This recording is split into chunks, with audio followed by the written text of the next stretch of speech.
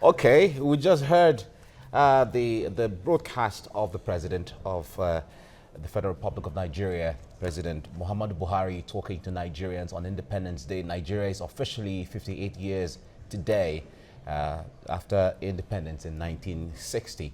And we'll be talking about some of the issues. He has raised a lot of issues. He has touched so many issues that concern the life of Nigerians, giving assurance to Nigerians as to what he's doing. He talked about so many things we'll be analyzing in the next couple of hours here on the program.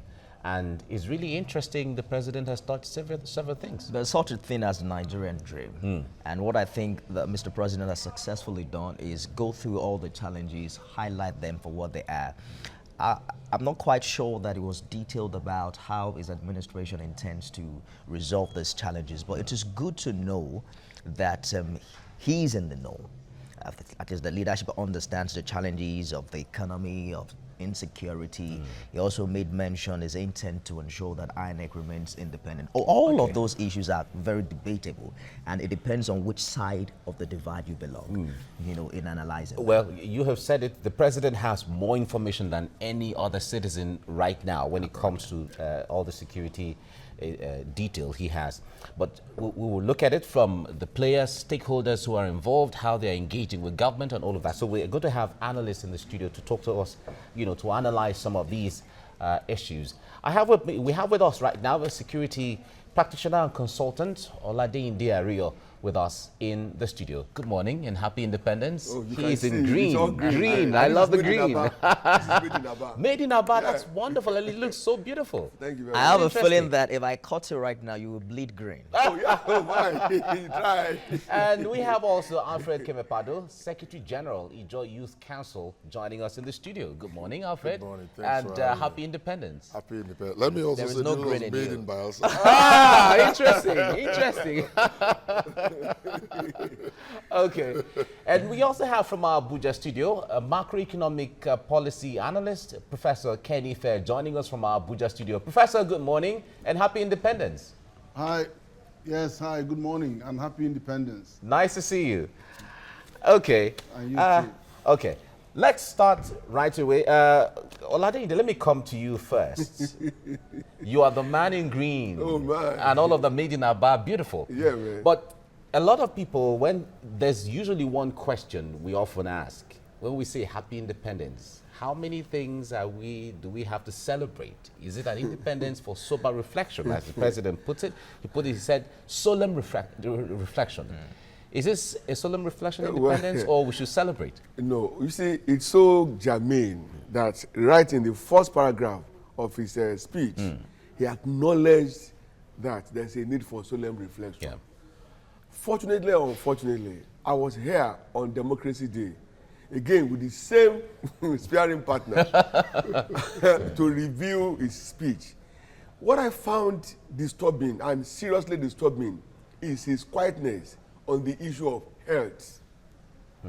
There was no mention of anything around health issues, especially when he, more than any other person, has continued to enjoy overseas health tourism, which has left the average Nigerian wounded and battered. How many of us have the kind of resources that he has, being our president, to go abroad, you know, to seek a quality medical or health care? And I'm bothered seriously because we said this same thing on Democracy Day, May 29th, and looking through the speech again, there was no mention of healthcare. Are we now saying that this is not important? When you talk about the economy, building roads, who are those that will enjoy the roads? Who are those that will run the economy? Who are those that will go into investment? Sick people, dying people. That's a big minus, and I don't find it funny at all. Truly, I'm not going to celebrate anything. It's called for sober reflection. All right. It's all right. Let me bring Alfred in here. On one hand is a day of celebration. The other hand is sober reflection. The president, however, made it known that it's an anniversary of the day Nigerians realized one of the most cherished of human desire, the desire for freedom. How much freedom would you say that the nation has experienced, you know, over the years? Well, we thought we were experiencing freedom until recent times where our freedom seems to be cut off. It's been cut off from the observation and the experience of orders from the law court not being obeyed. The crave for the independence of INEC, which you rightly stated here that is good for this country, is being taken away. An example of what I'm talking about is what recently transpired in Osun State. I'm not suggesting that a particular party should have won against other, but the narrative surrounding what happened does not show the independence of our INEC at many levels. Isn't that also an offshoot of freedom? Yeah, that's the kind of freedom. Everyone is free to express whatever it is they think happened in Osun. I don't know what you mean by that. Like I'm saying that everybody's free to express rascality or impunity? No. I'm actually making reference to divided opinion about what happened in that election. There are some who would say that the fact that the opinions are divided is a function of freedom, that you are free to say whatever it is you want to say. One minute. You see, for you, as a practicing journalist, you need a country to practice your journalism. You need to first keep this. So you also have a responsibility sometimes to call a spade when a spade is. The Osun elections came twice. You understand? There are things that you can't politicize. The first one came with a tie. Like I said, I am not suggesting any particular party should have won. Any of them could have won, no problem. But the particular one came with a kind of reasonable marginal tie. No form of The second one, we see pictures of people murdered. So it has to do with issues of the process. The process. Okay. What I'm trying to say, you see the European Union and the UK coming out to expressly say how intimidation, harassment, interference, and how, you get what I'm trying to say, and it is now being judged as free and fair. Results are declared in a margin that is arguable. So you begin to, what I'm trying to say is that we can almost at the spot observe that there is much to be done. Okay. All right, let me bring in Professor Kenny Fair here from our Abuja studio. Professor, the president talked about the issue of the dream of our founding fathers. If I have to look at it from the economy, which is the foundation on which any country stands and which feeds the superstructure one way or the other, do you think where we stand right now, economically, we are following the blueprint of our founding fathers? Or maybe the founding fathers didn't lay down a blueprint enough for Nigerians to understand today? Well, the founding fathers had aspirations, but they didn't foresee the dimension of the change that Nigeria has evolved into. Obviously, they didn't see the impact of technological change. They didn't see the environmental issues that we are facing today. They didn't anticipate the size of the population, 198 million people. But that notwithstanding, the essence of government is to continue to evolve these dreams and to match them with current realities. And I think that in that message of the president, he actually reiterated what the core message is: to build a much more diverse, resilient, virile, and inclusive economy. And of course, you know that no economy in the world grows beyond its infrastructure, what the infrastructure can support. So you begin to see, if you take rail, the last real investment in rail was in 1927. Now we are actually beginning to pay attention to that development, because it's the most efficient and effective way for long distance communication of big goods, heavy goods, industrial goods. And it supports other sectors like road, it supports the industrial development, it supports all of that. So to give attention to that element of the infrastructure is very, very critical, especially also power. So we're beginning to see some things, but they need to happen at a speed faster than what they are at the moment. But of course, you are aware of the serious challenges. They really are serious challenges in this direction. It's but all let right. me tell you something that attracted me to this speech. Yes. He actually took head on the issue of political economy.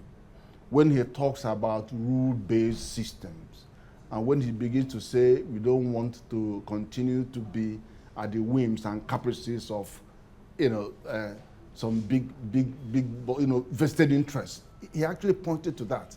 And I think that is a fundamental thing. I haven't heard this message from many politicians. I haven't.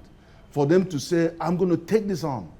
And when you now join this with reform agenda that you have been saying, then I think we're going to be heading in some direction, because that's what is going to speak to foreign investors coming into the economy.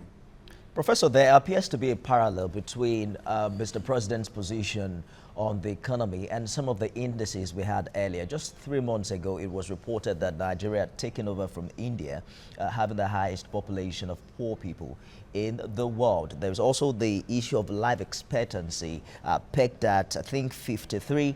And you compare it to Malaysia and other countries of the world, it's not in parity at all. What is responsible for this parallel? On one hand, Mr. President is saying that we're diversifying the economy, we are making progress in agriculture. On the other hand, however, CBN is warning that we might even, get back into recession. The voice is gone. Right, well, let me continue with what I've heard. Look, you're actually speaking to the link between growth, macroeconomic development, inclusivity in the economy, and poverty reduction. You're actually speaking to that link. Now, it's unfair to actually expect federal government to deliver on all of this. We have to get all tiers of government play on this three tripod. One, federal government should work hard and harder on infrastructure. You should look at the rules guiding the game, which is now looking at, to have a level playing field. It also should promote an enabling environment to allow big players, foreign players to come in and domestic players to grow.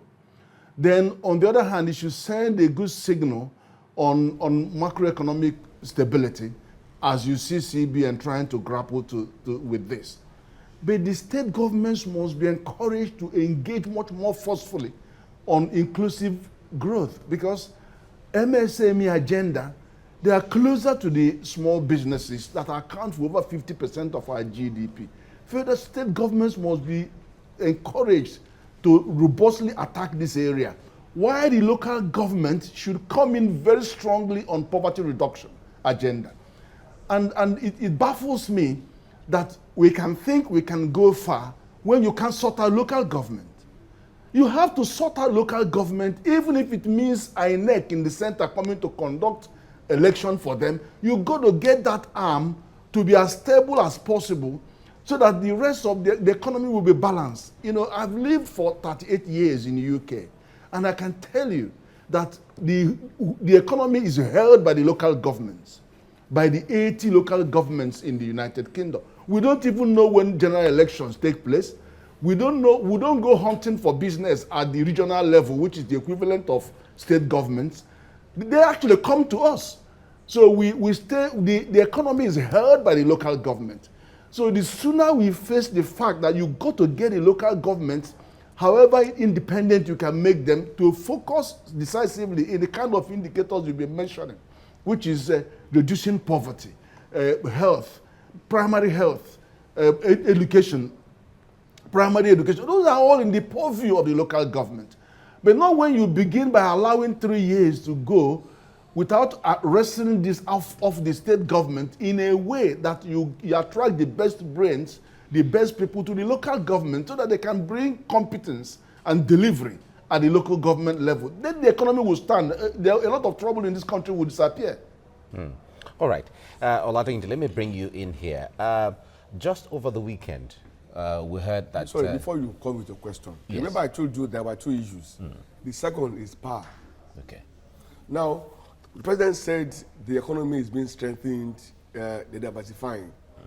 Now, I don't think we have done enough in the area of power, whereby we can experience what I would call industrialization at any level. As we are here now, I can bet with my last naira that this station is running on generator. and not on the natural power supply. Now, for as long as these basic things are still not in place, whatever anybody may put in place, whatever strategy or economic theory that may be put in place, they will not work. And to that extent, I am bothered if almost 4 years into this administration, we haven't been able to balance our power supply system, whereby we can say, oh, fantastic. And that's a bedrock. Let me tell you, where I live, Thursday was the last time we enjoyed power supply from IKEDC. Thursday last week. Today is Monday. If I tell you how this cloth got ironed, you will laugh. Yeah, because it's not funny, but that's the truth. I had to come, I couldn't make it there much earlier. Why? My house was in darkness, my estate was in darkness. And then how do we industrialize? It's annoying. On the report saying that we are taking from India in the area of Poverty. the poorest. The figures are not comparable. I have been in India, not once, not twice, several times. Let me tell you, life in India is on a better level.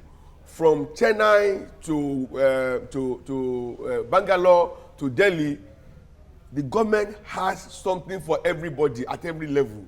It is in India, as you get to the petrol station, you see pumps dedicated to selling to those with bicycles or motorcycles. Another one, those selling to the tricycles, and so on and so forth. They've been able to achieve that.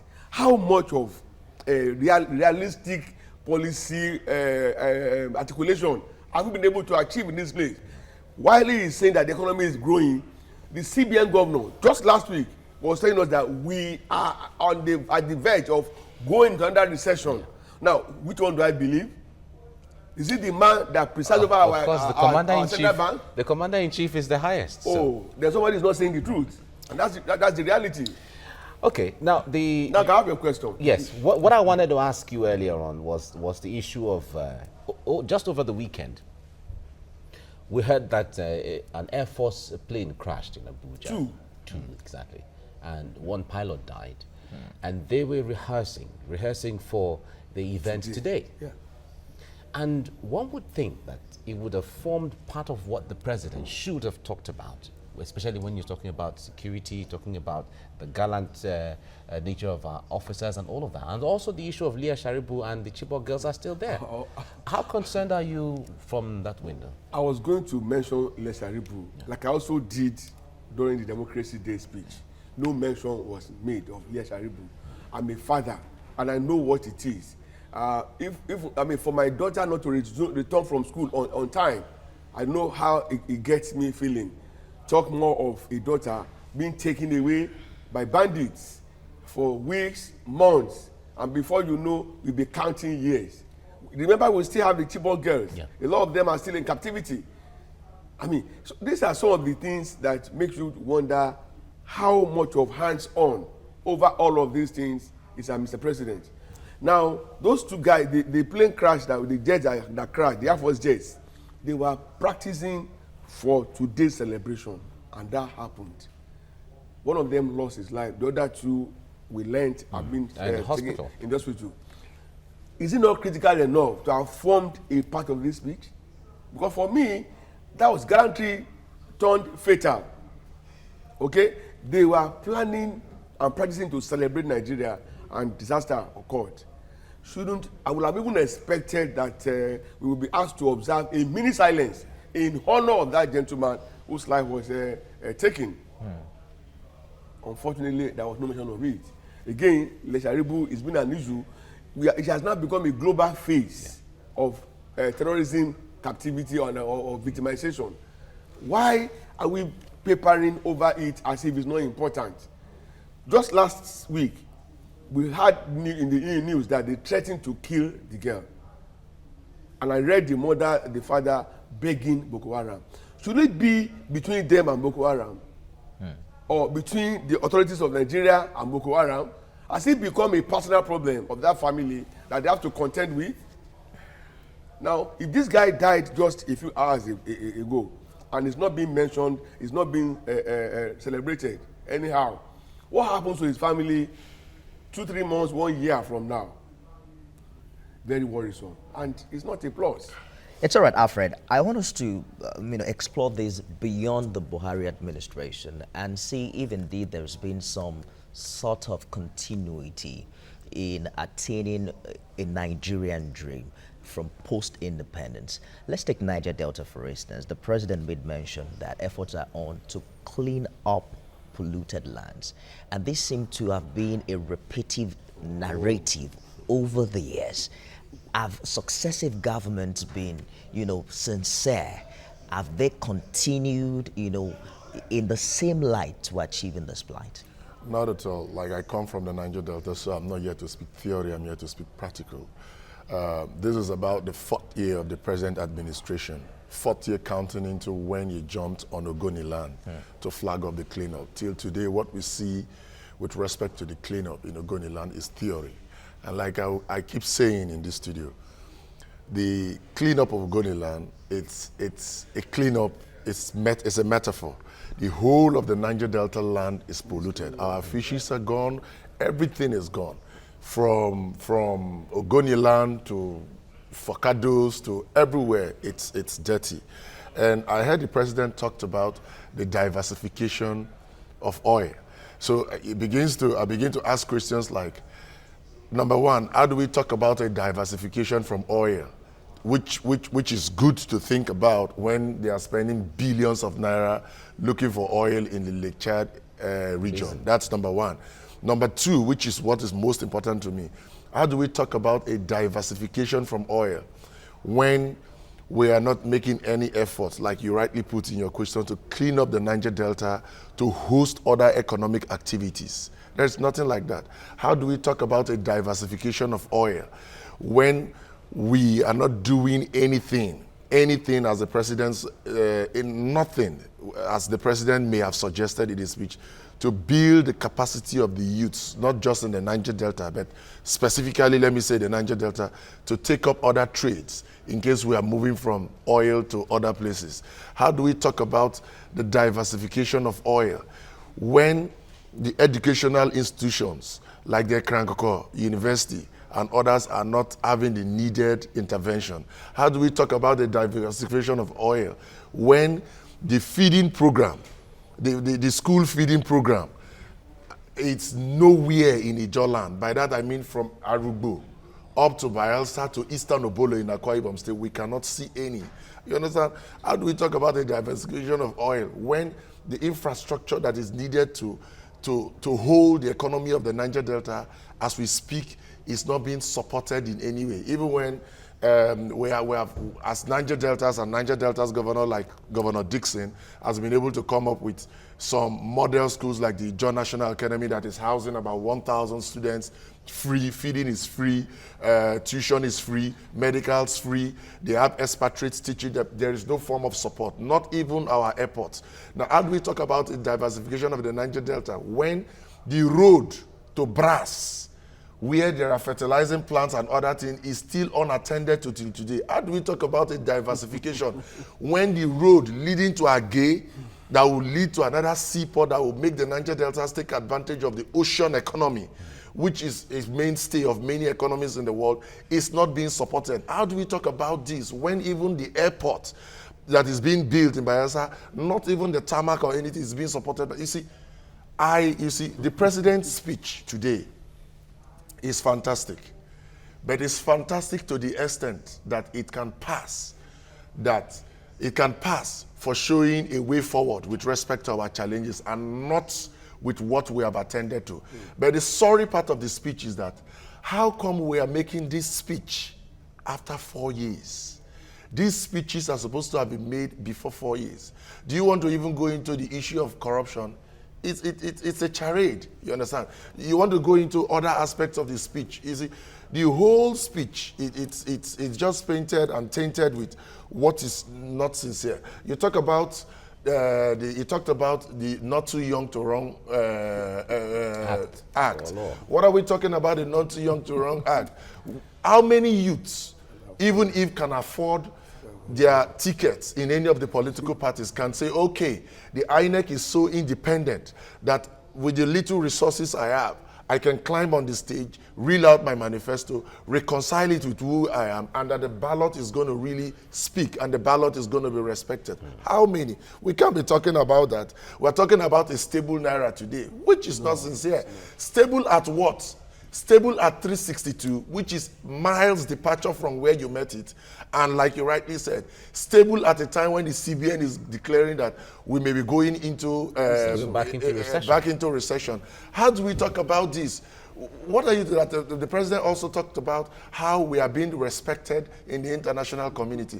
How the international community that has recently described us as the third poorest nation, or the international community where the president, with due respect, insinuated in recent times that we are somehow lazy or gave credence to the fact that we are fantastically corrupt, or it is the international community that recently came together and described our elections, which is the crux of any democracy, as being intimidating, as being harassing, as being interfered, where CSOs are being chased. Listen to me, I am not here to suggest that any particular party should win an election. I am here to say that whoever wins an election process should be reflective of what the people think, so much that the good of Nigeria at every point in time is what is paramount. Let me tell you something. The return of President Buhari is not as important, even if it is important, as the progress of the country. And let me also say lastly, like the professor said, yes, we can have infrastructure. Yes, we can have every other thing that the political economy and the economy of this country can rely on. But let me tell you something. It is not just the infrastructure that writes an economy. What writes an economy is the value system, the attitudes, the belief, what you would generally derive as, because upon that, you can reel on anything. You can bring the whole infrastructure, because you can have the whole infrastructure like Syria. You can have the whole infrastructure like Iraq, Iran, and other places. Once you get the democratic value systems run, everything comes crumbling. That is why they say, you can build all you want to build, but if you don't build the mind, you have built nothing. Right. So what we need to build in this 58 years is a set of new value system. It's a set of new approach to it, including the fight for corruption. You don't need to adopt imperialistic tendencies. Fight against corruption. Yes, you need to bring approaches that are peculiar to this terrain, peculiar to this region, that will be beneficial to the other. Maybe after now we can talk more about the strategies. You have said so much. You have said so much. And it's really interesting. The point there is reasoning from different perspectives. Like we said earlier on, certainly Nigerians are going to view this, the president's statements from different perspectives. When you consider the fact that there are stakeholders, there are people who are involved who feel directly touched. For instance, you mentioned Leah Sharibu earlier on. When you talked about foreign investments, how many FDI, foreign direct investments have we had in recent times? All right. No, look at it. You talked about the enabling environment. There may be. The indices are there. The indices are there. All right. Let me take it to Professor Kenny Fair here. Prof, let me talk about the stability of the Naira, which the President also made credence to. We know that the Central Bank of Nigeria has been pumping a lot of funds, foreign exchange, to stabilize the Naira. And to a great extent, the Naira has been stable between 360 and 363 or 62 for the past several months. But there are still concerns as to the Naira not being strong enough in its own respect, because if there is any volatility in the oil prices, we're still going to go back to where we're coming from. What should be done differently concerning the value of the Naira that everyone is concerned about? If you read the minds of investors, particularly the foreign investors, they are concerned not primarily at the level of the exchange, but it's the stability of the exchange. Because if you look at the two types of investments that are coming, not I couldn't say they were flooding. You have the portfolio investment, and then you have the foreign direct investment. Now we are short on the foreign direct investment, but that's the one that we'll need, because that's the one that has a longer time framework, and that has, it generates jobs. It does a lot more good to the economy. But the second one, which is the portfolio investment, is more short-term, And it looks at stability of the currency. Because, look, take for example, if you want to borrow money from America at 2% or 1.5% and bring it onshore to Nigeria for 2 months, for 3 months, just to earn or cream off this high interest and stuff, you want to be sure that the money is going to stay around that value when you were investing. And then you can take your profit without inflation eating up, or without you dropping the value rapidly. So you understand that. That is not to say that we are all comfortable with the current level of the naira at 362, 360 per dollar. But even if it is there, what is critical to those people making those short-term investments is that it's going to remain stable over the period they're investing their money. Obviously, when they see some red signs like election coming in, or you begin to see some capital, or even the Federal Reserve Bank in America increasing the interest rate, you begin to see some movement in the investment, because they're going to start, or even the company profits, they will start taking profits. So you see all those affecting the reserve, so you could see what is going on at this very, very minute. All those three indicators are taking place right now. So you can see. But if you come to, okay. Let's explore very quickly what is considered now the troubling debt profile of the country. For instance, in the past 3 years, they say the country's external debt commitment has grown by 114.05%.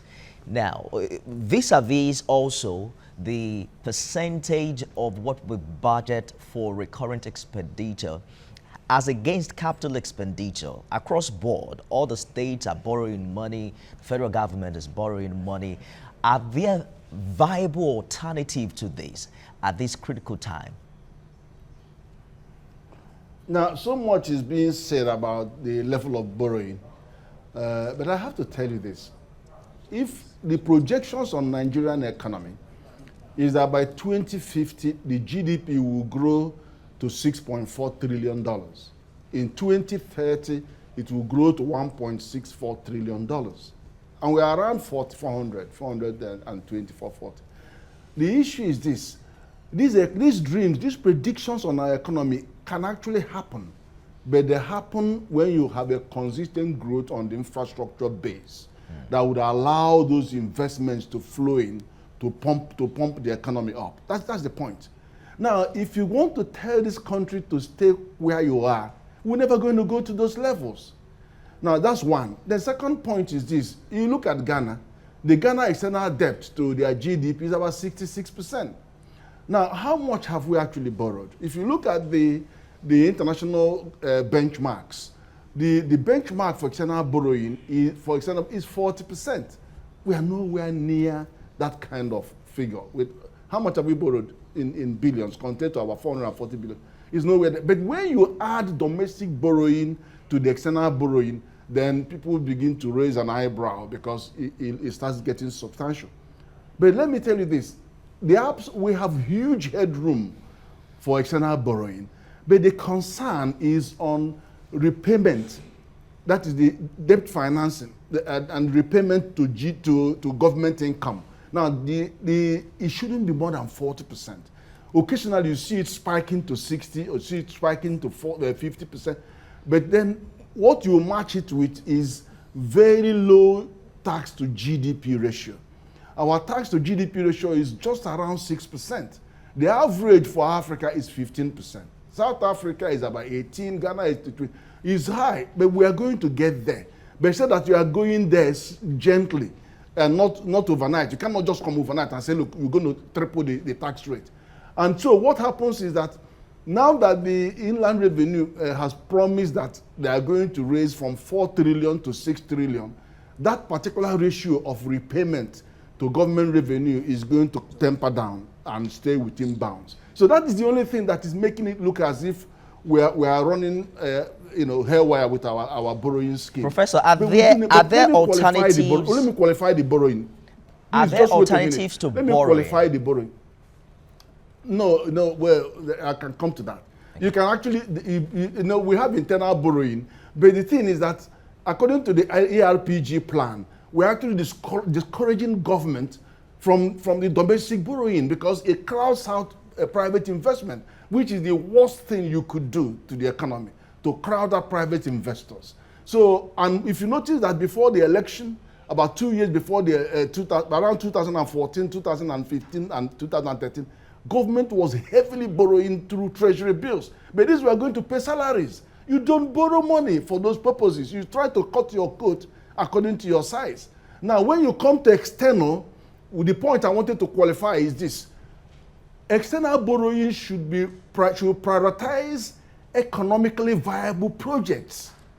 Borrow those economically viable for those projects that are capable of retiring the money so that there's no issue. If you are going to borrow for rail, make sure that the rail will pay the money back over 10, 15 years.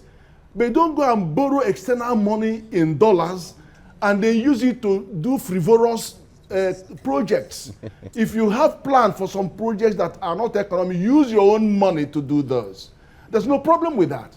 If you want to do some rural roads that connect this and that, no problem. As long as it's going to pay itself, then you can go to foreign. And so that is already by law, we are not supposed to borrow for recurrent expenditure. So external borrowing is for capital. But even then, you must split those and make sure that all those things that tickle your fancy, you use your own money to do those. And those that can regenerate itself, then yeah, you can get it from the external, especially the infrastructure that can pay. BOT type of infrastructure, PPP type of infrastructure, where you know you must get back the money and retire the loan. All right, Professor, we'll come back to you on this. You know, when the professor was making, that breakdown, you guys had some level of concern. Yeah. Now, the point there is, if you look at the numbers, the 2018 budget, for instance, has about 2 trillion naira for capital projects. Yeah. And that 2 trillion naira represents about 31% of the entire 9 trillion naira. Perhaps the highest we have had in recent years.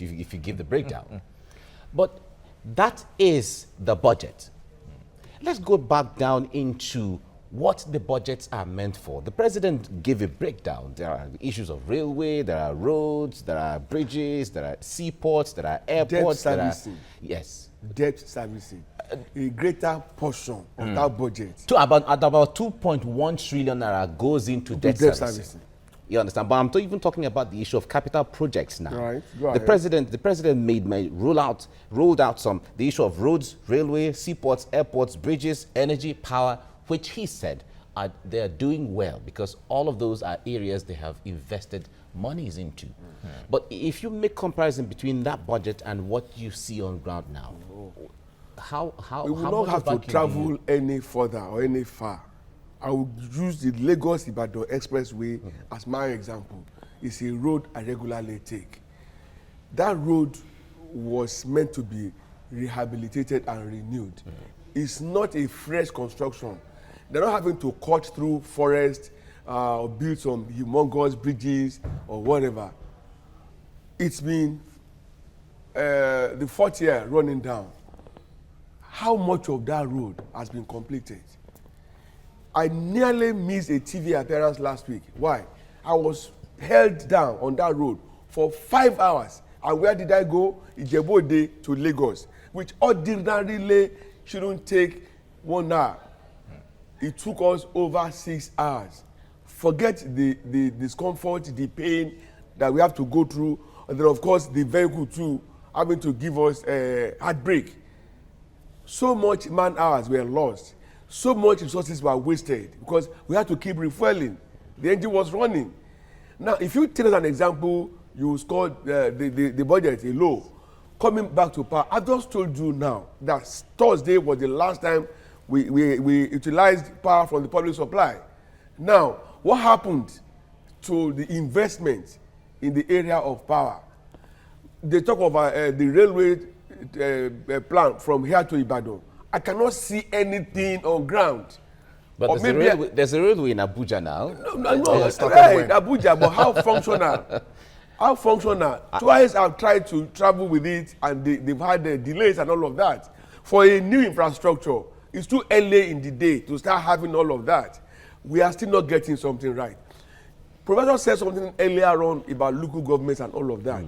We have no local government system in Nigeria at all. They only exist on paper and in theory. Otherwise, most of the functions that you see the federal government or the state government is taking up now are directly and constitutionally tied to the local government system. Okay? If you want to find out, take a walk to any council headquarters. You will be surprised that all you will see there are political jobbers mingling around the chairman, making noise, and just collecting salaries and all of that. No local government has delivered value to any community in Nigeria in the last 4 years. Quote me. Bring out one and say this is what they have done. You remember, even in Lagos State, where they said they should be building some inner roads, they have not done that. Travel anywhere, more than at any other time. Right now, here, we've had more bad roads to contend with. You cannot drive anywhere again now and enjoy smooth ride. To that extent, who is deceiving who? And when we say we keep borrowing, he said it that you must borrow to finance projects that will repay itself. But what are the issues? They borrow money, some already cornered the money out there. Half of what is borrowed is stolen before it even gets here. And when they not get here, to what do they put the money? Into what? I mean, there was a time here when one government wiped up our indebtedness and we began on a clean slate. In how many years now that we have gathered so much debt again?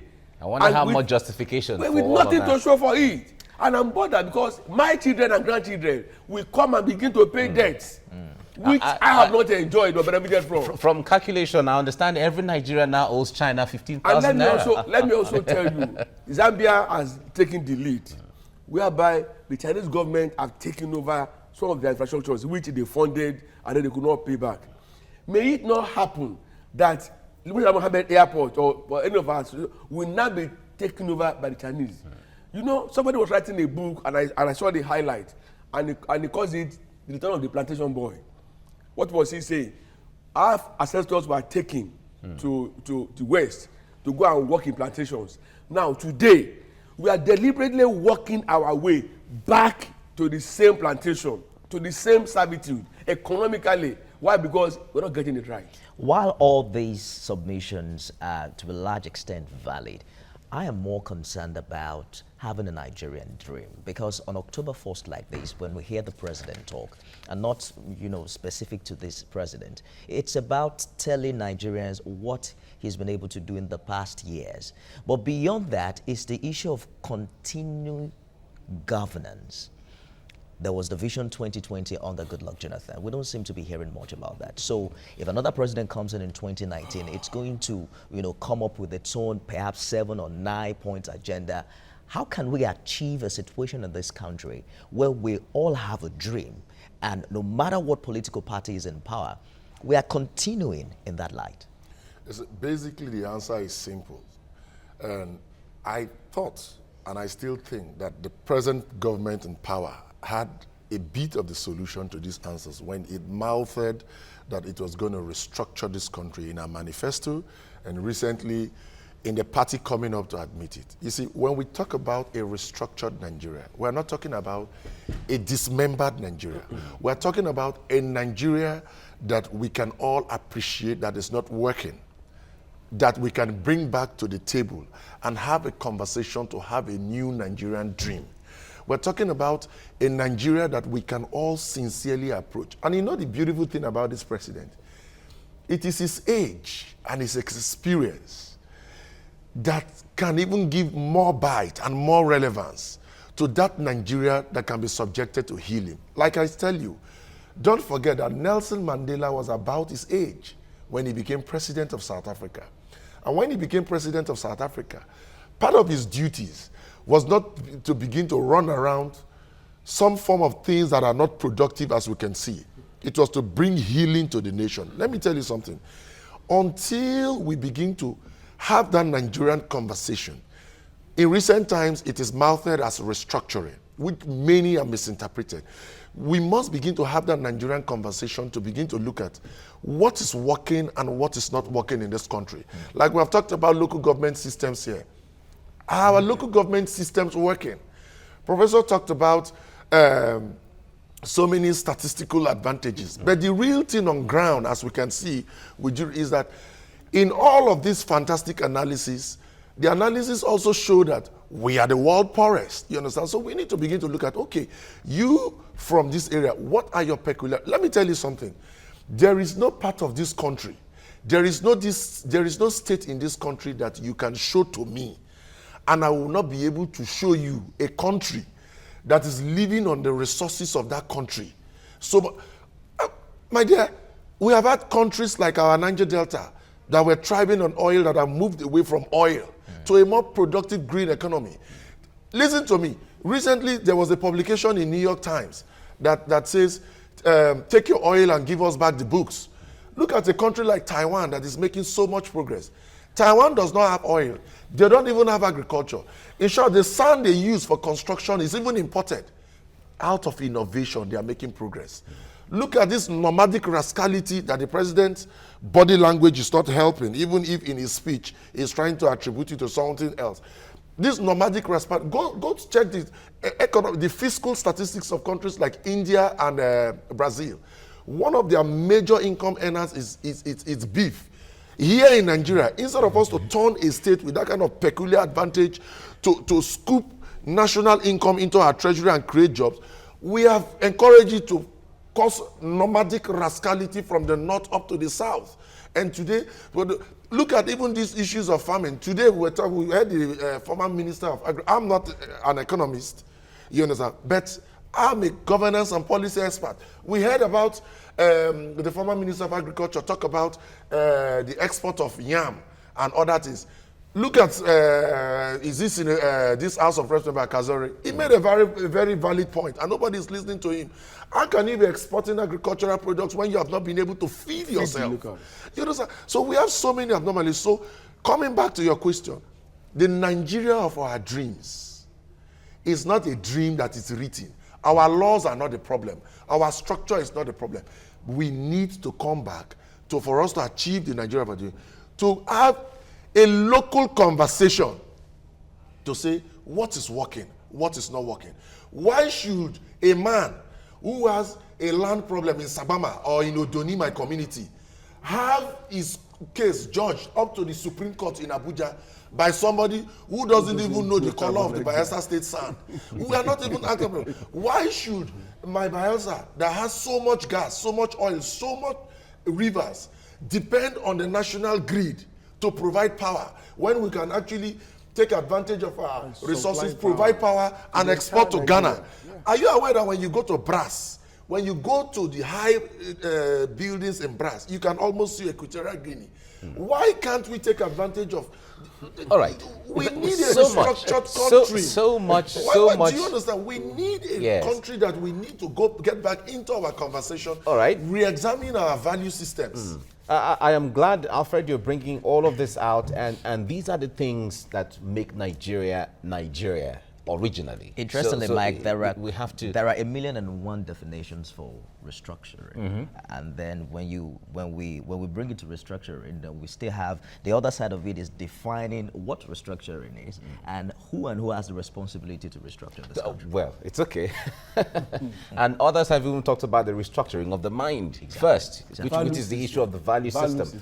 Okay, let's take a break briefly, and then we come back. We have been analyzing the president's speech this morning, and we have experts who have been talking to us on some of the areas the president mentioned, from security to economy to education to social life and even the issue of patriotism.